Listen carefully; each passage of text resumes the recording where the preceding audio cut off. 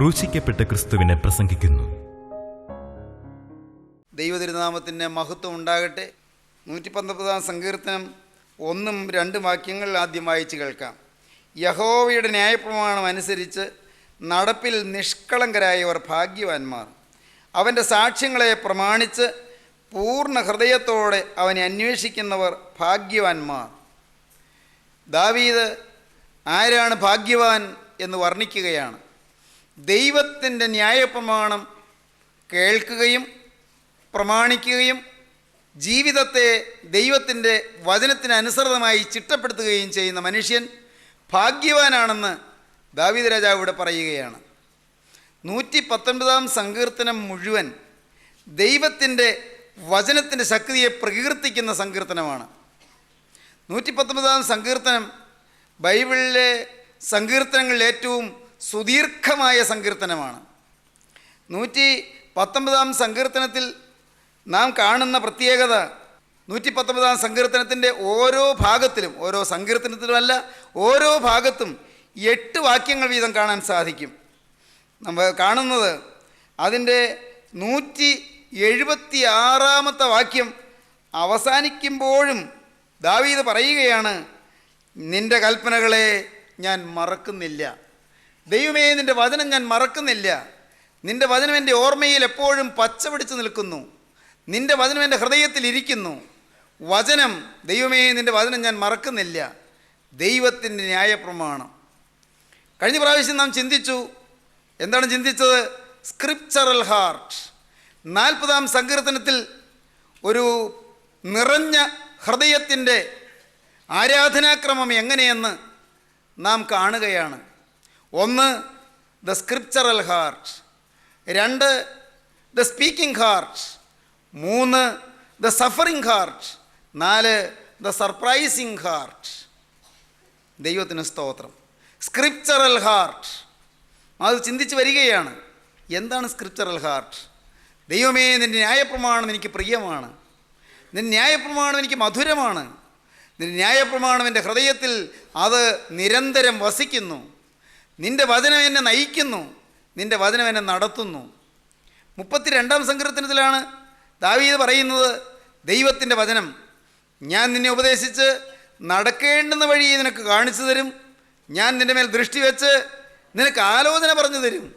എന്തൊരു ഭാഗ്യം പ്രിയപ്പെട്ടവരെ!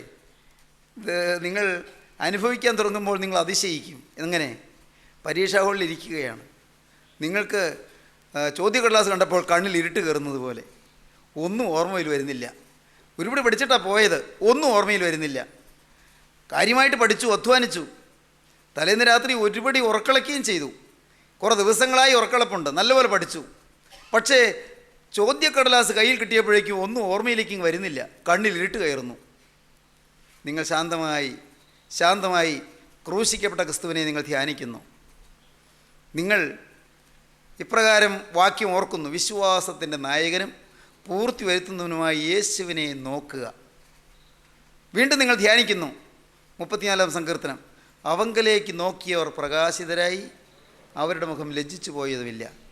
നിങ്ങൾ ഓർക്കുന്നു, ഇരുട്ട് മാറുന്നു, കണ്ണിലെ ഇരുട്ട് മാറുന്നു, ബോധം തെളിയുന്നു, ബുദ്ധി പ്രകാശിക്കുന്നു, ഓർമ്മ നല്ല ഷാർപ്പൻ്റായിത്തീരുന്നു, ഓർമ്മ നല്ല മൂർച്ചയുള്ളതായിത്തീരുന്നു.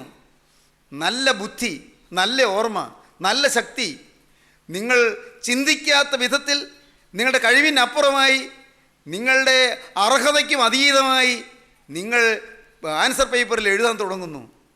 ആൻസർ പേപ്പർ എഴുതി കഴിഞ്ഞ് അവിടെ ഡെസ്കിന്മേൽ വെച്ച് കഴിയുമ്പോൾ നിങ്ങളൊരു നെടുവീർപ്പിടുന്നു, കർത്താവേ, സത്യം, എൻ്റെ യേശു ജീവിക്കുന്നു. ദൈവത്തിന് സ്തോത്രം. സത്യം പിതാവേ, പ്രാർത്ഥന കേൾക്കുന്നൊരു ദൈവം ജീവിക്കുന്നു. ഈ അഗതിയെ കടാക്ഷിച്ച് ദൈവം ജീവിക്കുന്നു. ഈ പാവപ്പെട്ടവനെ ഒന്ന് നോക്കാൻ തിരുമനസ്സായി ദൈവം ജീവിക്കുന്നു. സത്യമാണ് കർത്താവേ, ദൈവം ഉണ്ടെന്നുള്ളതിൻ്റെ തെളിവിതാണ്. അർഹതയില്ലാത്ത എനിക്ക് ഓർമ്മ നീ തന്നു, യോഗ്യതയില്ലാത്ത എനിക്ക് നീ ബുദ്ധി നീ തന്നു. കർത്താവേ, ഞാൻ നിരൂപിക്കാത്തതുപോലെ ഈ ആൻസർ പേപ്പറിൽ എഴുതി വയ്ക്കാൻ എനിക്ക് നിൻ്റെ കൃപ നീ തന്നു. സ്വർഗത്തിൻ്റെ ബുദ്ധി എൻ്റെ തലച്ചോറിൽ നീ വരച്ചു വെച്ചു. ദൈവത്തിന് സ്തോത്രം. ദൈവത്തിൻ്റെ ന്യായപ്രമാണം, ദൈവത്തിൻ്റെ വചനം. ദാവീദിൻ്റെ ഈ സങ്കീർത്തനങ്ങളിൽ തന്നെ 119 സങ്കീർത്തനത്തിൽ തന്നെ നാം വീണ്ടും വായിക്കുന്നു, നിന്റെ പ്രമാണങ്ങളെ കൃത്യമായി ആചരിക്കേണ്ടതിന് നീ അവയെ കൽപ്പിച്ചു തന്നിരിക്കുന്നു. 119:4. നിന്റെ ചട്ടങ്ങളെ ആചരിക്കേണ്ടതിന് എൻ്റെ നടപ്പ് സ്ഥിരമായെങ്കിൽ കൊള്ളായിരുന്നു. നിന്റെ സകല കൽപ്പനകളെയും സൂക്ഷിക്കുന്നിടത്തോളം ഞാൻ ലജ്ജിച്ചു പോകുകയില്ല. നിന്റെ നീതിയുള്ള വിധികളെ പഠിച്ചിട്ട് ഞാൻ പരമാർത്ഥ ഹൃദയത്തോടെ നിനക്ക് സ്തോത്രം ചെയ്യും. ഞാൻ നിന്റെ ചട്ടങ്ങളെ ആചരിക്കും, എന്നെ അശേഷം ഉപേക്ഷിക്കരുതേ. എന്ത് കരുത്തുറ്റ തീരുമാനങ്ങൾ! വചനത്തിലുള്ളതായ എന്ത് അവഗാഹം! വചനത്തിലുള്ളതായ എന്ത് ദൃഢമായ ബോധ്യം! വചനത്തിലുള്ളതായ എത്ര അത്യുദാത്തമായ ആശ്രയബോധം! പ്രിയപ്പെട്ടവരെ, ദൈവവചനം, ഈ വചനം നമ്മെ നയിക്കണം. മൈക്കിൾ ഫാരഡേ എന്ന് പറയുന്ന വിശ്വവിശ്രുതനായ ശാസ്ത്രജ്ഞൻ മരിക്കാൻ കിടക്കുമ്പോൾ അദ്ദേഹത്തിൻ്റെ സ്നേഹിതന്മാർ ചോദിച്ചു, ഞങ്ങളോട് എന്തെങ്കിലും ഒരു സന്ദേശം പറയാനുണ്ടോ? ഞങ്ങളോട് എന്തെങ്കിലും അവസാനമായി പറയാനുണ്ടോ? മൈക്കിൾ ഫാരഡേ പുഞ്ചിരിച്ചുകൊണ്ട് പറഞ്ഞു, അതിന് ആലോചിക്കേണ്ട ആവശ്യമില്ല, എനിക്കൊട്ടും ചിന്തിക്കേണ്ട. ഞാൻ ആരെ വിശ്വസിച്ചിരിക്കുന്നു എന്ന് ഞാൻ അറിയുന്നു. അവൻ എൻ്റെ ഉപനിധി, ആ ദിവസം വരെ സൂക്ഷിപ്പാൻ ശക്തനെന്ന് ഞാൻ ഉറച്ചുപിരിക്കുന്നു. ദൈവത്തിന് സ്തോത്രം. ഞാൻ ആരെ വിശ്വസിച്ചിരിക്കുന്നത് ഞാൻ അറിയുന്നു. അവൻ എൻ്റെ ഉപനിധി, ആ ദിവസം വരെ സൂക്ഷിപ്പാൻ ശക്തനെന്ന് ഞാൻ ഉറച്ചുപിരിക്കുന്നു. തിരുവചനം, തീമോത്തിയോസിൻ്റെ ലേഖനത്തിലുള്ള വചനം, അത് കാണാതെ പിടിച്ചു വച്ചിരുന്ന വചനം മൈക്കിൾ ഫാരഡേ അപ്പോൾ ഉദ്ധരിക്കുകയാണ്. പ്രിയപ്പെട്ടവരെ, മൈക്കിൾ ഫാരഡേയെക്കുറിച്ച് പഠിക്കാത്ത വിദ്യാർത്ഥികൾ ചുരുക്കമാണ്. എത്ര വിശ്വവിശ്രുതനായ ശാസ്ത്രജ്ഞനായിരുന്നു! അദ്ദേഹത്തിന് വചനത്തിലുള്ളതായ താല്പര്യവും വചനത്തിലുള്ളതായ സന്തോഷവും വചനത്തിലുള്ളതായ ആ പരിജ്ഞാനവും അത്യഗാധമായിരുന്നു, അത്യുന്നതമായിരുന്നു. ദാവീദ് തുടർന്ന് പിന്നെയും പറയുന്നു, 9-ാം വാക്യം, 119:9. ബാലൻ തൻ്റെ നടപ്പിനെ നിർമ്മലമാക്കുന്നത് എങ്ങനെ? നിന്റെ വചനപ്രകാരം അതിനെ സൂക്ഷിക്കുന്നതിനാൽ തന്നെ. ബാലൻ തൻ്റെ നടപ്പിനെ നിർമ്മലമാക്കുന്നത് എങ്ങനെ? തൻ്റെ വചനപ്രകാരം ജീവിതത്തെ സൂക്ഷിക്കുന്നതിനാൽ തന്നെ. വചനപ്രകാരം ജീവിതത്തെ സൂക്ഷിക്കുക. ചെറുപ്രായത്തിൽ തന്നെ വചനം ഉൾക്കൊള്ളാൻ തുടങ്ങുക. തീരെ ബാല്യപ്രായത്തിൽ തന്നെ വചനം വായിക്കുക, വചനം ധ്യാനിക്കുക. ദൈവത്തിന് സ്തോത്രം. ഈ ബൈബിൾ വായിക്കാൻ എൻ്റെ അമ്മ എന്നെ തീരെ ബാല്യത്തിലേ നിർബന്ധിച്ചിരുന്നു. അമ്മ വായിക്കും, എൻ്റെ പെങ്ങൾ വായിക്കും, ഞാനും വായിക്കും. ആദ്യമൊന്നും എനിക്ക് വായിക്കുന്നത് അത്ര രസമായിരുന്നില്ല, കാരണം ഇഷ്ടക്കുറവൊന്നുമല്ല, എന്നാലും മൊണോട്ടണസ്, ഒരു വിരസത, അതിലൊരു വലിയൊരു സന്തോഷം തോന്നിയിരുന്നില്ല. ഒരധ്യായമെങ്കിലും വായിക്കണം നിർബന്ധം ഉണ്ടായിരുന്നുകൊണ്ട് ഞാൻ അനുസരിക്കും, ഏറ്റവും ചെറിയ അധ്യായം നോക്കി വായിച്ചിട്ട് കിടക്കും. അങ്ങനെയുള്ള ഒരു പഴയകാലം ഉണ്ടായിരുന്നു, തീരെ ബാല്യകാലം. 17-ാമത്തെ വയസ്സിൽ ഞാൻ മാനസാന്തരപ്പെട്ടതിന് ശേഷം വചനം എൻ്റെ ജീവനായി മാറി. ഈ എഫേസ്യ ലേഖനത്തിൻ്റെ 4, 5, 6 അധ്യായങ്ങൾ, കൊലോസി ലേഖനത്തിൻ്റെ 3-ാം അധ്യായം, ഫിലിപ്പിയ ലേഖനം മുഴുവൻ, പ്രിയപ്പെട്ടവരെ തെസലോനിക്ക ലേഖനത്തിൻ്റെ 5-ാം അധ്യായം, 1 തെസലോനിക്ക 5-ാം അധ്യായം, പത്രോസിൻ്റെ ലേഖനത്തിൽ 2, 3, 4 അധ്യായങ്ങൾ, ഇവയെല്ലാം ഞാൻ എന്ത് അതിമധുരമായി വായിച്ച് ധ്യാനിച്ചിട്ടുണ്ട്. റോമർ ലേഖനം 12 മുതൽ എനിക്ക് മനസ്സിലാകൂ. അതിൻ്റെ ആദ്യ ഭാഗമൊന്നും മനസ്സിലായിരുന്നില്ല ആദ്യകാലങ്ങളിൽ. റോമർക്കെഴുതിയ ലേഖനം വായിച്ചു പോകും. പക്ഷേ മാനസാന്തരപ്പെട്ട കാലത്ത് റോമർക്കെഴുതിയ ലേഖനം 12-ാം അധ്യായം വരെ വിരസതയോടെ വായിക്കും, മനസ്സിലാവില്ല. 12-ാം അധ്യായം തുടങ്ങുമ്പോൾ മുതൽ ആവേശമാണ്, ലളിതമാണ്, മനസ്സിലാകും, പ്രായോഗികമാണ്. പ്രിയപ്പെട്ടവരെ, വചനമെന്ത് ആനന്ദമായിരുന്നു! വചനം വായിച്ച് എത്ര നേരം ഇരുന്നിട്ടുണ്ട്! എൻ്റെ ദൈവത്തിന് സ്തോത്രം. പ്രിയപ്പെട്ടവരെ, ഞാൻ നിങ്ങളോടൊരു രഹസ്യം പറയാം. എൻ്റെ ജീവിതം, ഞാൻ ഇന്നായിരിക്കുന്നതായ സമാധാനത്തിലേക്ക് എത്തിയത് ഈ വചനത്താലാണ്. ഈ വചനം, എന്നെ ജീവിപ്പിച്ച വചനം, മാറ്റമില്ലാത്ത വചനം. ഈ വചനത്തിൽ അടിസ്ഥാനം ഉണ്ടായിരുന്നത് കൊണ്ടാണ് വിടുതൽ ഗ്രൂപ്പിൽ നിന്ന് രക്ഷപ്പെടാൻ കഴിഞ്ഞത്. ഈ വചനത്തിൽ അടിത്തറ പാകിയിരുന്നത് കൊണ്ടാണ് മനുഷ്യനെ ദൈവമെന്ന് പറയുന്ന ഒരു അബദ്ധവിശ്വാസത്തിലേക്ക് വിടുതൽ ഗ്രൂപ്പ് അധപ്പതിച്ചപ്പോൾ അതിൽ നിന്ന് അവിടെ ആ പോകുന്ന പോക്ക് തെറ്റ് എന്ന് പ്രഖ്യാപിച്ചിട്ട് മാറാൻ സാധിച്ചത്. വചനത്തിൽ അടിത്തറയുണ്ടായിരുന്നു. നിങ്ങൾക്ക് പലർക്കും വിടുതൽ ഗ്രൂപ്പ് എന്താണെന്ന് അറിഞ്ഞുകൂടാ, അതെൻ്റെ വിഷയവുമല്ല. പക്ഷേ ഒരു മനുഷ്യനെ ദൈവമെന്ന് വിളിക്കുന്നതായ ഈ ഭൂമിയിൽ ഒരാൾ ദൈവമെന്ന് പറയുന്നതായ ഏറ്റവും ഭയാനകമായ ദൈവദോഷത്തിൽ നിന്ന്, വേദവിപരീതത്തിൽ നിന്ന് മാറാൻ, ആ ഭയാനകമായ അപകടത്തിലേക്ക് ആ ഗ്രൂപ്പ് പോയ സമയത്ത് അതിനെ നിശ്ചിതമായും കർക്കശമായും ചോദ്യം ചെയ്ത് ഈ പോകുന്ന പോക്ക് തെറ്റെന്നും വചനവിരുദ്ധമെന്നും ദൈവദൂഷണമെന്നും വ്യക്തമായി പ്രഖ്യാപിച്ചിട്ട് വിട പറയാൻ കഴിഞ്ഞത് ഈ വചനത്തിൽ അടിത്തറ പാകിയിരുന്നത് കൊണ്ടാണ്. ദൈവത്തിൻ്റെ വലിയ നാമം മഹത്വപ്പെടട്ടെ. വചനം എന്താണ് പിന്നെ നാം വായിക്കുന്നത്? 119 സങ്കീർത്തനത്തിൽ ഇപ്രകാരം പിന്നെയും വായിക്കും, ഞാൻ നിന്നോട് പാപം ചെയ്യാതിരിക്കേണ്ടതിന് നിന്റെ വചനത്തെ ഹൃദയത്തിൽ സംഗ്രഹിക്കുന്നു. പ്രിയപ്പെട്ടവരെ, പാപം വരില്ല വചനം ഉള്ളിലുണ്ടെങ്കിൽ. അഴുക്ക് ചിന്തകൾ വരില്ല, മലിനമായ മനോരാജ്യങ്ങൾ വരികയില്ല, മ്ലേച്ഛമായ മോഹങ്ങൾ വരികയില്ല. വചനം ഉള്ളിൽ തിങ്ങിയിരിക്കണം. വചനമായ ക്രിസ്തു. അരുതാത്തൊരു കാര്യം നിങ്ങളുടെ ഉള്ളത്തിലേക്ക് വരാൻ തുടങ്ങുമ്പോൾ പെട്ടെന്ന് നിങ്ങൾ ഓർക്കും, യേശുവിൻ്റെ വീണ്ടും വരവ്. വചനം പറയുന്നു, ഇതാ ഞാൻ വേഗം വരുന്നു. യേശുവിൻ്റെ രണ്ടാമത്തെ വരവ് വചനം നിങ്ങളുടെ മനസ്സിൽ ഓർമ്മ തരും.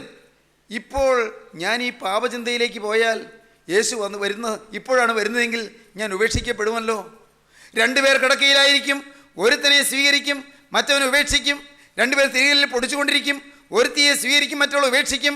2 പേർ വയലിൽ വേല ചെയ്തുകൊണ്ടിരിക്കും, ഒരുത്തിനെ സ്വീകരിക്കും, മറ്റൊന്നെ ഉപേക്ഷിക്കും. അയ്യോ, ഈ അഴുക്ക് ചിന്ത എൻ്റെ ഹൃദയത്തിൽ ഞാൻ എൻ്റർടൈൻ ചെയ്താൽ, ഈ അഴുക്ക് ചിന്ത എൻ്റെ ഹൃദയത്തിൽ ഞാൻ ഊട്ടി പുലർത്തിയാൽ, എൻ്റെ ദൈവമേ, ഇപ്പോഴാണ് ഇതിൻ്റെ രണ്ടാമത്തെ വരവെങ്കിൽ ഞാൻ ഉപേക്ഷിക്കപ്പെടുമല്ലോ. ഞാൻ പ്രസംഗിച്ചവനാണ്, ഞാൻ ബൈബിൾ ക്ലാസ് എടുത്തവനാണ്, ഞാൻ ജനങ്ങളോട് ദൈവത്തിൻ്റെ വചനം പറഞ്ഞു കൊടുത്തവനാണ് എന്ന് പറഞ്ഞാലും എൻ്റെ ഹൃദയത്തിൽ പാപം വന്നാൽ ഞാൻ ഉപേക്ഷിക്കപ്പെടുമല്ലോ. എൻ്റെ ദൈവമേ, നീതിമാനായ ദൈവം, കാരുണ്യവാനായ ദൈവം, കരുണയുള്ള കർത്താവിന് എന്നെ രക്ഷിക്കാൻ കഴിയാതെ എൻ്റെ പാപം എന്നിൽ ആഴത്തിൽ വേരൂന്നി എന്നെ പൈശാചിക പക്ഷത്തേക്ക് വലിച്ചുകൊണ്ട് പോകുമല്ലോ. എൻ്റെ ദൈവമേ, പാപം എനിക്ക് വരരുത്. ആ ചിന്ത വരുന്നത് എപ്പോഴാണ്? വചനമുള്ളത്തിൽ ജീവിക്കുമ്പോൾ.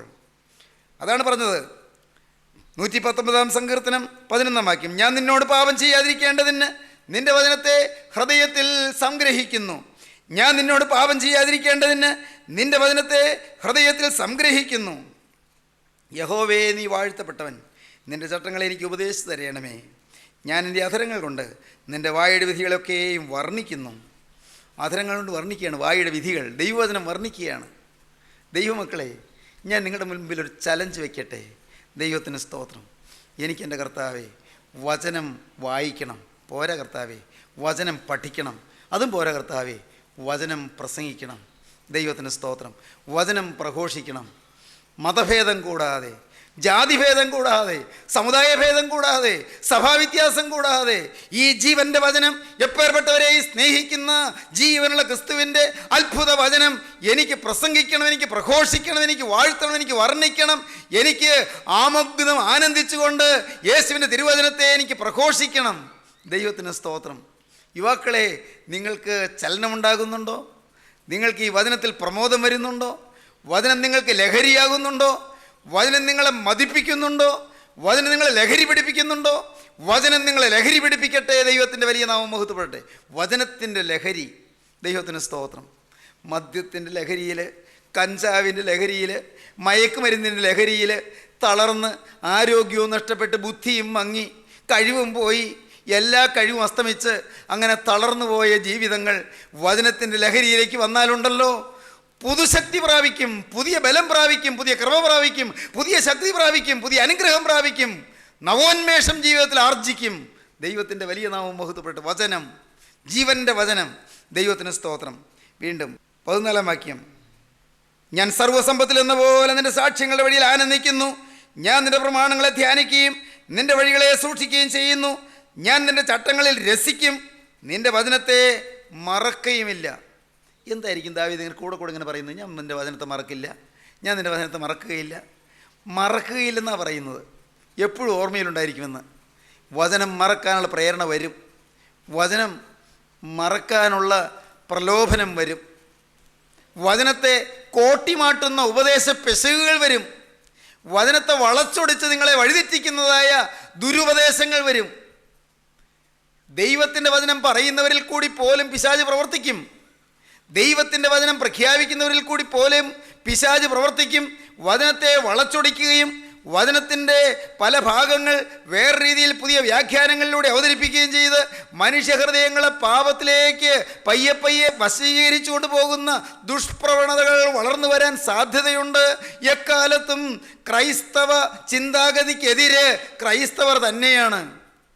എക്കാലത്തും വിശ്വാസത്തിനെതിരെ വിശ്വാസികൾ തന്നെയാണ്. എക്കാലത്തും സുവിശേഷത്തിനെതിരെ ഒരിക്കൽ സുവിശേഷം അറിയാമായിരുന്നവർ തന്നെയാണ്. എക്കാലത്തും മാനസാന്തരപ്പെട്ട ദൈവമക്കൾക്കെതിരെ ഒരിക്കൽ മാനസാന്തരം അനുഭവിച്ചവരാണ്. ആദ്യ സ്നേഹം നഷ്ടപ്പെട്ടവർ. സഹോദരങ്ങളെ, അതുകൊണ്ടാണ് ഞാൻ ചിലപ്പോഴെല്ലാം പറയാറുള്ളത്, ഇന്നത്തെ എർജൻറ്റ് നെസസിറ്റി, ഇന്നത്തെ അടിയന്തര ആവശ്യം എന്താണ്? മാനസാന്തരപ്പെട്ടവരുടെ മാനസാന്തരമാണ്. മാനസാന്തരപ്പെട്ടവരുടെ മാനസാന്തരം. ദൈവത്തിന് സ്തോത്രം. 17-ാമത്തെ വയസ്സിൽ ഞാൻ മാനസാന്തരപ്പെട്ടു. എന്നാൽ മാനസാന്തരപ്പെട്ട എനിക്ക് 36-ാമത്തെ വയസ്സിൽ വീണ്ടും മാനസാന്തരം ഉണ്ടായി. അത് ഞാൻ ഇതിനു മുമ്പ് പരവസരത്തിൽ പറഞ്ഞിട്ടുള്ളതുകൊണ്ട് ഇപ്പോൾ പറയുന്നില്ല. വീണ്ടും ആഴത്തിൽ സമർപ്പണമുണ്ടായി. വീണ്ടും ആഴത്തിൽ ശുദ്ധീകരണം കർത്താവ് തന്നു. എൻ്റെ ഹൃദയത്തെ കർത്താവ് ശുദ്ധീകരിച്ചു തന്നു. എൻ്റെ ഹൃദയത്തിൽ എല്ലാ ചിന്തകളിലും, എൻ്റെ മനോരാജ്യങ്ങളിലും, എൻ്റെ വികാരങ്ങളിലും വിചാരങ്ങളിലും, എൻ്റെ ഭാവഹാവാദികളിലും നിറഞ്ഞു നിൽക്കുന്ന പാപത്തിൻ്റെ മലീമസമായ വശങ്ങൾ കർത്താവ് ചൂണ്ടിക്കാണിച്ചു തന്ന് പരിശുദ്ധാത്മാവിൻ്റെ ശക്തി എൻ്റെ മേൽ ഇറക്കി, പരിശുദ്ധാത്മാവിൻ്റെ തീ എൻ്റെ മേൽ പ്രവഹിപ്പിച്ച് എന്നെ കഴുകിയെടുത്തു. തീയിൽ കഴുകിയെടുത്തു. ഹല്ലേലൂയ, ദൈവത്തിന് സ്തോത്രം. തീയിൽ കഴുകിയെടുത്തു. പ്രിയപ്പെട്ടവരെ, തീയിൽ കഴുകപ്പെടാൻ നിങ്ങൾക്ക് ആഗ്രഹമുണ്ടോ? വചനം തീയാണ്. തീയിൽ കഴുകപ്പെടണം. വചനം ചുറ്റികയാണ്. ഈ ചുറ്റി കൊണ്ട് അടിച്ച് തകർക്കണം. കല്ലിച്ചു പോയ ഹൃദയങ്ങൾ തകരണം. വചനം ചുറ്റികയാണ്. വചനമെന്ന ചുറ്റിയുകൊണ്ട് കല്ലിച്ച ഹൃദയങ്ങളെ തകർക്കും. വചനമെന്ന ചുറ്റിയുകൊണ്ട് കല്ലുപോലെ അങ്ങ് ദൃഢമായിപ്പോയ, കല്ലുപോലെ അങ്ങ് ഹാർഡായിപ്പോയ ഹൃദയങ്ങളെ തകർക്കുകയും പൊട്ടിക്കുകയും ഉടയ്ക്കുകയും ശിഥിലീകരിക്കുകയും ചെയ്യും. ഹൃദയത്തെ ആർദ്രമാക്കും. വചനമാകുന്ന ആ ചുറ്റിയുകൊണ്ട് അനേക ഹൃദയങ്ങളെ തകർത്ത് ഒരിക്കൽ കല്ലുപോലിരുന്ന ഹൃദയങ്ങൾ, ശിലാഹൃദയങ്ങൾ മെഴുകുപോലെ ഉരുകാൻ തുടങ്ങും. വെണ്ണ പോലെ ഉരുകി അലിയാൻ തുടങ്ങും. ദൈവത്തിൻ്റെ വലിയ നാമം മഹത്വപ്പെടട്ടെ. ദൈവത്തിന് സ്തോത്രം. സഹോദരങ്ങളെ, നിങ്ങൾക്ക് ആഗ്രഹമുണ്ടോ? ഇന്ന് ഈ വാക്കുകൾ നിങ്ങൾ കേൾക്കുമ്പോൾ നിങ്ങളുടെ ആരുടെയെങ്കിലും ഹൃദയം കല്ലിച്ചിരിക്കുന്നുണ്ടോ? വചനം അങ്ങോട്ട് വന്നിട്ട് വചനം ഏശാതിരിക്കുന്നുണ്ടോ? ഹൃദയം കല്ലുപോലിരിക്കുന്നുണ്ടോ? ഹൃദയം മരവിച്ചിരിക്കുന്നുണ്ടോ? ഒരു തഴമ്പിച്ച അനുഭവം നിങ്ങൾക്കുണ്ടോ? മകനെ, നിന്നോട് പറയട്ടെ, നിൻ്റെ ഹൃദയത്തെ തകർക്കുന്ന വചനം കർത്താവേ, ആ ചുറ്റി കൊണ്ട് എൻ്റെ ചങ്കിലേക്ക് നീ അടിക്കണമേ നിങ്ങൾ പറയുക. എൻ്റെ ചങ്കിൽ വന്ന് ആ ചുറ്റി ആഞ്ഞടിക്കണമേ എന്ന് പറയുക. എൻ്റെ കർത്താവേ, ഇന്ന് എൻ്റെ കണ്ണിൽ നിന്ന് കണ്ണുനീര് ഉറവ ഒഴുകട്ടെ നിങ്ങൾ പറയുക. എൻ്റെ പാപങ്ങളെ ഓർത്ത് അലറിക്കരയാനുള്ള കൃപ എനിക്ക് തരണമേ നിങ്ങൾ പറയുക. എൻ്റെ പാപങ്ങൾ മാറണമേ കർത്താവേ. എൻ്റെ യഥാർത്ഥ അവസ്ഥ എനിക്കൊന്ന് മനസ്സിലാകണമേ. ഞാൻ മറ്റുള്ളവരുടെ കുറ്റം കണ്ടുകൊണ്ടിരുന്നു. എൻ്റെ ഭാര്യയുടെ കുറ്റം കണ്ടുകൊണ്ടിരുന്നു. എൻ്റെ ഭർത്താവിൻ്റെ കുറ്റം കണ്ടുകൊണ്ടിരുന്നു. എൻ്റെ മക്കളുടെ കുറ്റം കണ്ടുകൊണ്ടിരുന്നു. എൻ്റെ മാതാപിതാക്കളുടെ കുറ്റം കണ്ടുകൊണ്ടിരുന്നു. കൂട്ടായ്മയിലുള്ള ദൈവദാസന്മാരുടെ കുറ്റം ഞാൻ കണ്ടുകൊണ്ടിരുന്നു. എൻ്റെ കുറ്റം ഞാൻ കണ്ടില്ല കർത്താവേ. എനിക്ക് എൻ്റെ പാപം കാണാൻ എനിക്ക് വെളിവുണ്ടായിരുന്നില്ല കർത്താവേ. ഒരു സ്വയനീതി എന്നെ ഭരിച്ചിരുന്നു. ഒരു പരീശൻ എൻ്റെ അകത്ത് വാണിരുന്നു. പരീശ മനോഭാവം എൻ്റെ ഹൃദയത്തിൽ വാണിരുന്നു. ഞാൻ നീതിമാനാണെന്നുള്ളൊരു ചിന്ത എന്നെ ഭരിച്ചിരുന്നു. അതാണ് ഏറ്റവും വലിയ കൊടുംപാവമെന്ന് ഞാൻ അറിഞ്ഞില്ല. എൻ്റെ യേശുവിനെ ക്രൂശിച്ചത് പരീശന്മാരാണ്. പ്രകടമായ പാപത്തിന് പോകാത്ത പരീശന്മാർ. അവരുടെ ജീവിതത്തിലെ പാപത്തെ കാണാതെ അവർ നീതിമാന്മാരും ധരിച്ചു പോയ പരീശന്മാർ. അവരാണ് സാക്ഷാൽ ദൈവത്തിനെ ക്രൂശിച്ചത്. എങ്കിൽ നാഥ, ഇന്ന് ഈ നൂറ്റാണ്ടിൽ ഈ തലമുറയിൽ ഞാനാണ് നിന്നെ ക്രൂശിക്കുന്നത്. കല്ലിച്ച ഹൃദയം.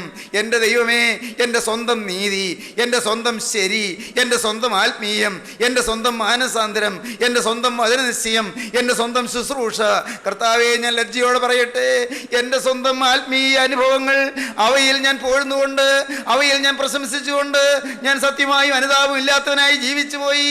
അനുതാപം ഇല്ലാത്തവളായി ജീവിച്ചു പോയി. എൻ്റെ ശുശ്രൂഷ, എൻ്റെ സഭ, എൻ്റെ കൂട്ടായ്മ, എൻ്റെ മനോഭാവം, എൻ്റെ സമുദായം, എൻ്റെ കർത്താവേ, ഇടുങ്ങിയ മനസ്സിൽ ഞാൻ നിന്നുപോയി. എന്നാൽ യേശുക്രിസ്തുവിൻ്റെ ക്രൂശിൽ ചൊരിഞ്ഞ തിരുരക്തത്താൽ വീണ്ടെടുക്കപ്പെട്ടവരെല്ലാം സത്യസഭയാണെന്ന് കാണാൻ കണ്ണില്ലാതെ ഞാൻ പലരെയും തുച്ഛീകരിച്ചു പോയി. പലരെയും ചെറുതായി കണ്ടുപോയി.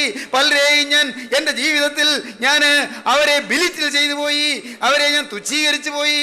എൻ്റെ ദൈവമേ, എൻ്റെ ജീവിതത്തിൽ പലരെയും വിധിച്ചു പോയി. പലരെയും കുറ്റം ഞാൻ നിരൂപിച്ചു പോയി. എന്നോട് ക്ഷമിക്കണമേ എൻ്റെ ദൈവമേ. അവിടുത്തെ വിശുദ്ധിയുടെ തേജസ്സിന് മുൻപാകെ വരുമ്പോൾ എനിക്കൊന്നും ന്യായം പറയാനില്ല. ദൈവത്തിൻ്റെ തേജസ്സിൻ്റെ മുൻപാകെ വരുമ്പോൾ, മഹത്വപൂർണ്ണമായ തേജോമയനായ ക്രിസ്തുവിൻ്റെ വിശുദ്ധിയുടെ മുൻപിൽ വരുമ്പോൾ എനിക്കൊരു ന്യായവും പറയാനില്ലെന്ന് ഞാനിപ്പോൾ അറിയുന്നു കർത്താവേ. ഞാനിതാ താഴുന്നു. ഞാനിതാ എന്നെ തന്നെ അടിയറ വയ്ക്കുന്നു. നാഥ, ഒരു തകർന്ന പാപിയായി ഞാനിതാ വരുന്നു. തകർന്ന പാപിയായി. ദൈവത്തിന് സ്തോത്രം. തകർന്നു നുറുങ്ങിയതുമായ ഹൃദയത്തെ ദൈവമേ നീ നിരസിക്കുകയില്ല.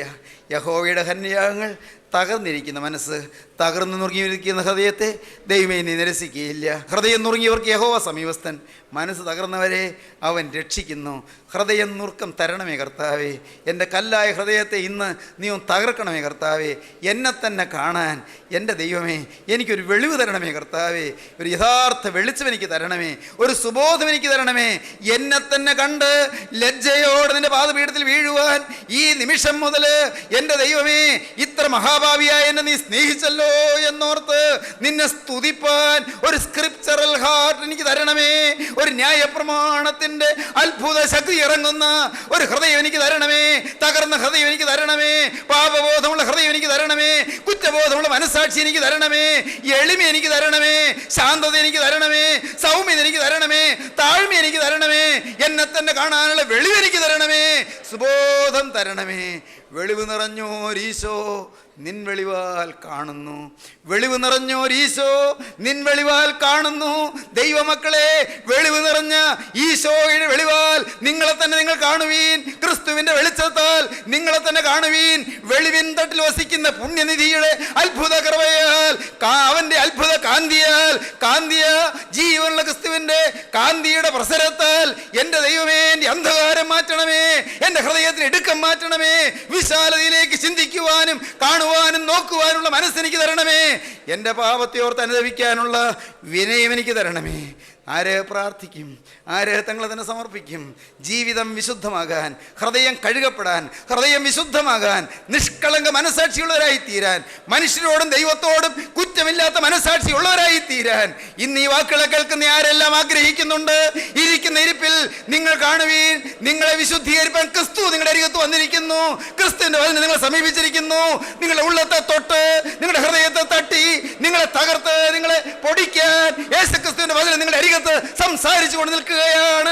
ഈ നല്ല സമയം നിങ്ങൾ ഉപയോഗിച്ചുകൊണ്ട് യേശുവിനോട് പറയുവീൻ, നാഥാ നിന്റെ തൃക്കരം എൻ്റെ ശിരസിൽ ഇപ്പോൾ വെക്കണമേ. ഇന്നു മുതൽ ഞാൻ പുതിയ സൃഷ്ടിയായി ജീവിക്കും. നിന്റെ ആണിപ്പാടുള്ള കരം എൻ്റെ ശിരസിൽ വെക്കണമേ.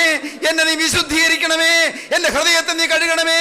എൻ്റെ തലച്ചോറ് നീ കഴുകണമേ. എൻ്റെ ബോധമണ്ഡലത്തെ കഴുകണമേ. എൻ്റെ ഉപബോധ മനസ്സിനെ കഴുകണമേ. കർത്താവേ, പുതിയ അനുഭവങ്ങൾ എനിക്ക് തരണമേ. നമുക്ക് പ്രാർത്ഥിക്കാം. സ്നേഹവാനായ സ്വർഗീയ പിതാവേ, അൻപുള്ള രക്ഷിതാവേ, വാഴ്ത്തപ്പെട്ട കർത്താവേ, ഈ അതിമനോഹരമായ സമയത്തിനായി ഞങ്ങൾ നിന്നെ സ്തുതിക്കുന്ന കർത്താവേ. ഞങ്ങൾ നിന്നെ സ്തോത്രം ചെയ്യുന്നു. ഈ വചനം കേട്ട എല്ലാവരെയും അവിടുന്ന് അനുഗ്രഹിക്കണമേ. ഹൃദയം തകർക്കണമേ. നുറുങ്ങിയ ഹൃദയം നൽകണമേ. തകർന്ന മനസ്സ് നൽകണമേ. എല്ലാവരെയും കുറ്റബോധമുള്ളവരാക്കി തീർക്കണമേ. എൻ്റെ കർത്താവിൻ്റെ വിശുദ്ധീകരിക്കുന്ന കരം, തിരുരക്തത്താൽ കഴുകി വെടിപ്പാക്കുന്ന കരം ഇപ്പോൾ ഓരോരുത്തരുടെ മേലും വെക്കണമേ. തിരുരക്തത്താലുള്ള വിശുദ്ധി നൽകണമേ. പാപക്കറകൾ കഴുകണമേ. ജീവിതവസ്ത്രം അലക്കി കൊടുക്കണമേ. നീതിൻ വസ്ത്രം പുതപ്പിക്കണമേ. മഹിമാവിൻ നീരാളം ചാർത്തണമേ. തിരുസന്നിധിയിൽ വിശുദ്ധരും വിശ്വസ്തരുമായി നിൽപ്പാൻ കൃപ നൽകണമേ. എപ്പരവട്ടവരെ അനുഗ്രഹിക്കണമേ. കുടുംബങ്ങളിലേക്ക് ശാന്തി ഒഴുകണമേ. സ്വർഗീയ സമാധാനം ഓരോരുത്തരുടെ ശിരസിലേക്ക് ഒഴുകണമേ. സ്വർഗീയ ശാന്തിയും രോഗസൗഖ്യവും ഓരോരുത്തരുടെ തലമേൽ പകരണമേ. അനുഗ്രഹിച്ചെഴുന്നേൽപ്പിക്കണമേ. മഹത്വം രാജാധിരാജന് മാത്രം. യേശുക്രിസ്തുവിന്റെ ജയകരമായ നാമത്തിൽ തന്നെ. ആമീൻ.